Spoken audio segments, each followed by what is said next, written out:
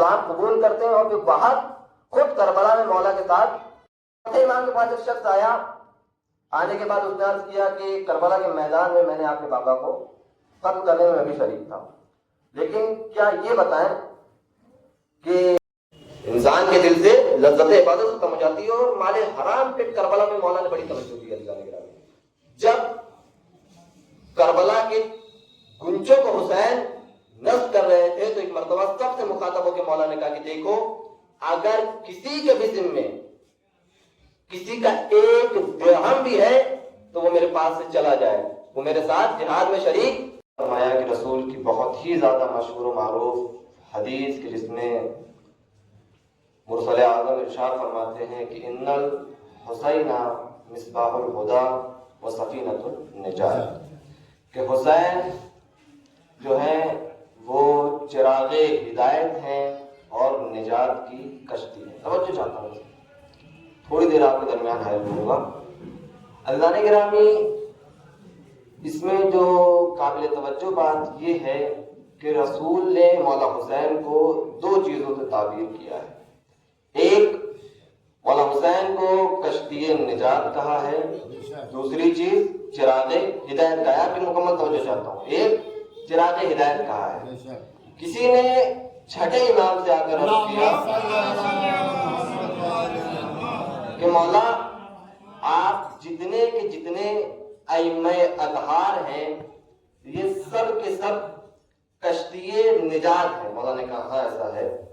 اس کے بعد وہ شخص کہتا ہے کہ لیکن رسول نے خاص کر الگ سے امام حسین کی ذات کو کیوں کشتی نجات کہا ہے؟ تو دیکھیے امام نے کتنا خوبصورت جواب دیا. کہا دیکھو اس میں ایک بنیادی فرق ہے اور بڑا باریک سا فرق ہے. کہا کیا؟ کہا یقیناً ہم آل محمد سب کے سب کشتی نجات ہیں، لیکن ہم میں سب سے زیادہ تیز جو کشتی ہے وہ حسین ابن علی کی ہے. ہم نے جو سب سے زیادہ تیز کشتی ہے وہ حسین ابن علی کی ہے. کہا دلیل کیا ہے؟ تو سماعت فرمائیے گا کہ جو منزلت ابو ذر نے، جو منزلت سلمان نے، جو منزلت قمر نے، جو منزلت اصحاب باوفات پیغمبر نے 23 سالوں میں طے کی، اسے حر نے، وہب قلبی نے، جو ہے ابن طاہر نے چند دنوں میں اندر یہ کشتی ہے حسین ابن علی. اس کے علاوہ کیا فرماتے ہیں؟ کہا اس کے علاوہ ایک شرط یہ بھی ہے کہ ہماری کشتیوں میں سوار ہونے کے لیے کچھ شروط ہیں، مگر حسین کی کشتی کے لیے کوئی شرط نہیں ہے. بس ایک شرط ہے کہ قلب کے اندر انسانیت پانی جانی چاہیے. اور عزیزان گرامی اس کا سب سے بڑا نمونہ کیا تھا؟ کہا اس کا سب سے بڑا نمونہ حر کو آپ دیکھتے ہیں. جب حر نے اپنے بیٹے سے سوال کیا کہ بیٹا کیا جو آواز میں سن رہا ہوں وہ تم بھی سن رہے ہو؟ تو حر کے بیٹے نے کیا جواب دیا؟ دیکھیں انسانیت تھی انسان کے دل میں. کہا بابا یقیناً میں سن رہا ہوں. کہا بتاؤ اس کا ذمہ دار کون ہے؟ کہ اگر آپ میں سے ہم میں سے کسی کی اولاد ہوتی کہتا کون ہے؟ یزید ہے، یا کسی کا بھی نام لیتا ہوں. مگر بیٹے نے باپ سے کیا کہا؟ بابا اس کا ذمہ دار کون ہے؟ آپ ہیں. حر کا بیٹا یہاں حر کا مربی بن رہا ہے، حر کی زمین کو جھنجھوڑ رہا ہے. ایک مرتبہ صبح حسین نکل پڑے تو حر کے اندر انسانیت پیدا ہوتا ہے. تو عزیزان گرامی اگر رسول چاہتے تو مولا حسین کو چاند بھی کہہ سکتے تھے، کیونکہ بظاہر چاند کی حیثیت چراغ کے مقابل بڑی ہے. چاہتے تو سورج بھی کہہ سکتے تھے یا چاہتے تو ستارہ بھی کہہ سکتے تھے.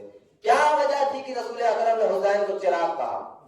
تو عزیزان گرامی جب آپ غور کریں گے تو یہ پائیں گے کہ سورج سے روشنی حاصل کی جا سکتی ہے، دوسرا سورج نہیں بنایا جا سکتا. چاند سے روشنی حاصل کی جا سکتی ہے، دوسرا چاند نہیں بنایا جا سکتا. ستارے سے روشنی حاصل کی جا سکتی ہے لیکن دوسرا ستارہ نہیں بنایا جا سکتا. لیکن چراغ کی خاصیت یہ ہے کہ چراغ خود تو روشن ہوتا ہے، اس سے آپ جتنے چراغ روشن کرتے چلے جائیں یہ چراغ کی خاصیت ہے. اور اس کا نمونہ خود امام جو 72 چراغ آپ نے کربلا کے میدان میں روشن کیا. عزیزان گرامی جو 72 چراغ کربلا کے میدان میں حسین ابن علی نے روشن کیے، اس کی ضیاء آج دیکھیے کس قدر پھیلی ہوئی ہے. یہ خامنائی، یہ خوئی، یہ قاسم سلیمانی، یہ جو چراغ ہے یہ کس کی لو ہے، یہ کس سے روشن کیے گئے ہیں؟ کہا یہ ذات حسین ابن علی سے روشن ہونے والے چراغ ہیں، ان کے نام سے کفار کے دل دہل جاتے ہیں عزیزان کرام۔ لیکن اب میں آپ کو بتاؤں کہ کیا وجہ ہے کہ یہی چراغ ہدایت ہے کہ جو کربلا کے میدان میں 9 لاکھ کے لشکر کے سامنے کھڑا ہو کر خطبہ دے رہا ہے مگر کسی کے قلوب پر اثر نہیں کر رہا ہے، کسی کے دل اثر نہیں کر رہا ہے؟ تو اس کا جواب میدان کربلا میں امام حسین نے خود دیا۔ عزیزان گرامی، روایت میں ہے کہ بعض روایتوں میں 3 خطبے اور بعض روایتوں میں ہے کہ پیاس کے عالم میں بھی حسین ابن علی نے 9 خطبے دیے ہیں فوج اشقیاء کے سامنے، اور آخری خطبے میں حسین کہتے ہیں کہ تمہیں پتا ہے تمہارے سامنے کون ہے؟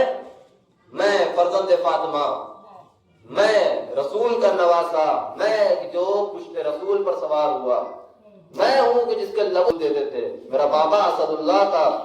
تمہیں میری بات نہیں سمجھ میں آ رہی ہے؟ پھر مولا کہتے ہیں کہ یہ وجہ یہ ہے کہ تمہارے شکم مال حرام سے بھرے ہوئے ہیں۔ یہ مال حرام کے 5 نقصانات ہیں، بس آپ کے سامنے یہ بیان کر دوں اور دلیل کے طور پر چند واقعات آپ کی ذہن میں۔ عزیزان گرامی، مال حرام کا کام کیا ہے؟ یہ اپنا اثر ہے۔ تو کہا اولین جو چیز مال حرام کے اثر میں آتی ہے وہ کیا ہے کہ دل انسان کا سخت ہو جاتا ہے، انسان کا قلب سخت ہو جاتا ہے۔ جب اس کا دل سخت ہو جاتا ہے تو خداوند متعال ارشاد فرماتا ہے ختم اللہ علی قلوبہم وعلی سمعہم وعلی ابصارہم، ہم نے ان کے دلوں پر مہر لگا دی ہے، اب یہ نہ کچھ سنیں گے، نہ سمجھیں گے، نہ دیکھیں گے۔ کربلا کے میدان میں مال حرام اتنا زیادہ لوگوں نے کھایا تھا عزیزان گرامی کہ سامنے امامت موجود تھی مگر نہ سمجھ رہے تھے، نہ سن رہے تھے، نہ دیکھ رہے تھے۔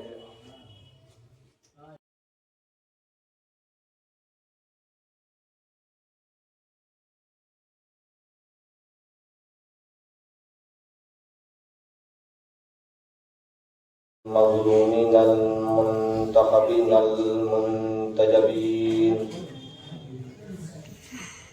ولعنت اللہ علی اعدائهم من هذا اليوم الى قیام یوم الدین، اما بعد فقد قال رسول اللہ صلی اللہ علیہ وآلہ وسلم ان الحسین مصباح الہدی وسفینۃ النجاة۔ اللهم صل على محمد۔ ماشاء اللہ، صاحبان علم، صاحبان تقویٰ کا مجمع ہے۔ چھوٹی سی بات یا چھوٹا سا پیغام دے کر اپنی گفتگو کو آگے بڑھاتا ہوں۔ دیکھیں، ماہ محرم کا چاند نمودار ہوا ہے، مجلسیں برپا کی جا رہی ہیں، ماتم کیے جا رہے ہیں، لیکن عزیزان گرامی، ان مجلسوں کا برپا کرنا، ان ماتم کا برپا کرنا ہی فقط محرم کا مقصد نہیں ہے، بلکہ مقصد محرم کیا ہے کہ غم حسین وہ جام ہے عزیزان گرامی کہ جو انسان کو حق بولنے، حق سننے، عدل قائم کرنے، سچائی کو قبول کرنے، نماز کو قائم کرنے کی اور خداوند متعال کے علاوہ کسی اور کے سامنے نہ جھکنے کی طاقت ہے۔ اور یہ جام کس کے پاس ہے؟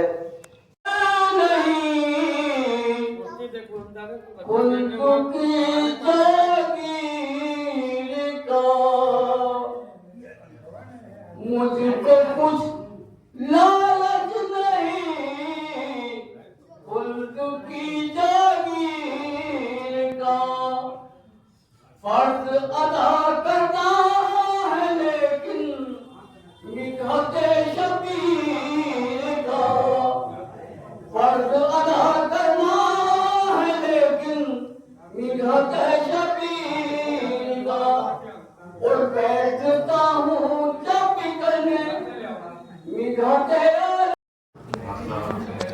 تو نے ثابت کر دیا کہ ہے بہادر آدمی، تو نے ثابت کر دیا کہ ہے بہادر آدمی، زندگی کیا موت سے لیتا ہے ٹکر آدمی، زندگی کیا موت سے لیتا ہے ٹکر آدمی، اور آپ کینے توڑ سکتی ہیں حصار سنگ کو، لشکروں کو رون سکتے ہیں 72 آدمی، لشکروں کو رون سکتے ہیں 72 آدمی۔ نعرہ سلوات۔ اللہم صلی علی